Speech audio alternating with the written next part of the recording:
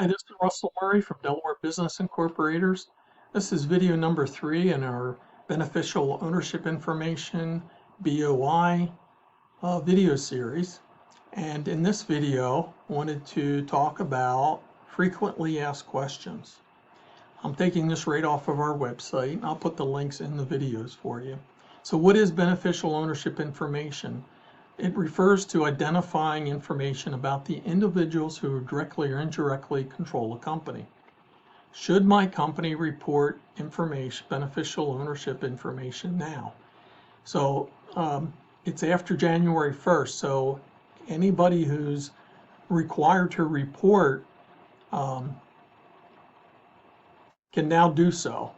Prior to this, they weren't allowing reporting information to be submitted, but now they are. All right, when do I need to report my company's beneficial ownership information? So a recording company created or registered to do business before January 1st, 2024 will have until January 1st, 2025 to file its initial beneficial ownership information report. A company that was created on or after January 1st, 2024 will have 90 days to file its initial beneficial ownership information report. This 90-day deadline runs from the time the company receives actual notice that its creation or registration is effective, or after a Secretary of State or similar office provides public notice of its creation, whichever is earlier. Okay, will there be a fee for submitting BOI information to FinCEN? No, FinCEN does not collect any fees. There's no fee for submitting this information to them. Well, who is a beneficial owner of a reporting company? Okay, in general, a beneficial owner is any individual who directly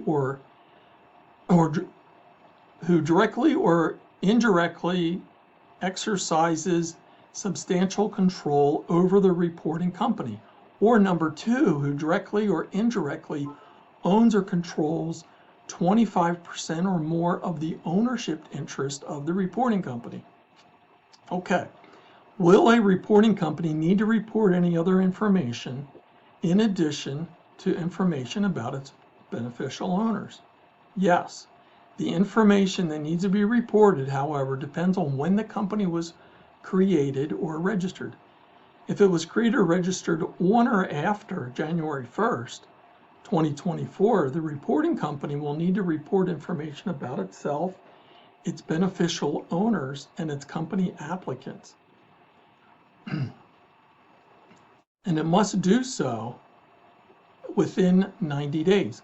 If a reporting company was created or registered before January 2024, the reporting company needs to provide information about itself and its beneficial owners.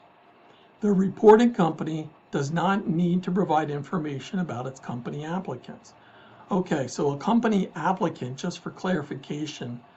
All right, so who is a company applicant of a reporting company? There can be up to 2 individuals who qualify as company applicants.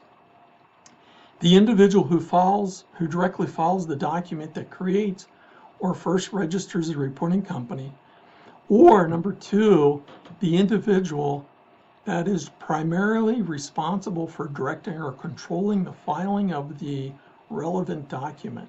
So it could be an incorporating company, either the president or the owner, general manager of the incorporating company, in addition to that company's employee who actually does the filing with a state. Okay, so what information will a reporting company have to report about itself? So it's going to need to report its legal name, any trade names, the current street address of its principal place of business, if that address is in the United States, or for reporting companies whose principal place of business is outside the United States, the current address from which the company conducts business in the United States. For example, a foreign reporting company's U.S. headquarters.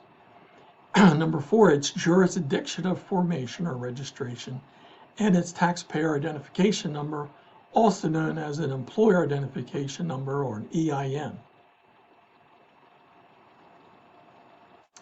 Okay, what will a reporting company have to report about its beneficial owners and company individuals or company applicants? They're going to want the individual's name, date of birth, and street address, a unique identifying number from an acceptable identification document, the name of the state or jurisdiction that issued the identification document. So for an individual, it needs to be a residential street address for a beneficial owner. For a company applicant, it could be the individual's residential street address. However, if an individual engages in the business of corporate formation and files the formation, then the reporting company must report the current street address of the company's applicant business. So for instance, with us, Delaware Business Incorporators, our address that we would list would be 3422 Old Capitol Trail, Suite 700, Wilmington, Delaware. Okay, so for identification document, here's a list. It can be a non-expired driver's license issued by a U.S. state, District of Columbia, Commonwealth of Puerto Rico, the Mariana Islands, American Samoa, Guam, U.S. Virgin Islands, or any other Commonwealth territory or possession of the United States. A non-expired ID document issued by a state or local government or Indian tribe that is issued for the purpose of identifying. A non-driver identification card issued by a Department of Motor Vehicles would qualify because it's issued for identification purposes.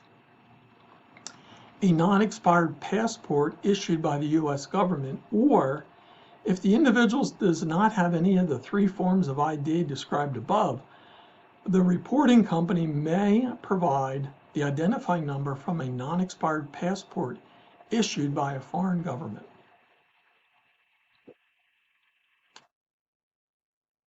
Okay, who will be able to access reported beneficial ownership information? So the Act lays out there's 6 types of requesters. The U.S. federal agencies engage in national security, intelligence, and law enforcement activities. State law and tribal law enforcement agencies, the U.S. Department of Treasury, financial institutions, using beneficial ownership information to conduct legally required customer due diligence. Federal and state regulators, and foreign law enforcement agencies and certain other foreign authorities who submit qualifying requests for the information through a U.S. federal agency. The Corporate Transparency Act imposes stringent access requirements and safeguards on each group of requesters. This database that is maintained by FinCEN is not open to the general public, so your information is encrypted and will not be available to anybody else. Okay, so just to recap, this was the frequently asked questions, and just to let you know, we offer a service, a BOI compliance service, whereby we'll collect all the information from you and we'll make sure it's submitted properly to FinCEN database. So we charge as low as $147. Depends on how many owners you have. For each additional owner, we charge $20 per year. So if you have 3 owners, you would pay $187. 2 owners, $167. 1 owner, $147. And these are beneficial owners. So I'll put the links in this video description. All right, thanks for listening.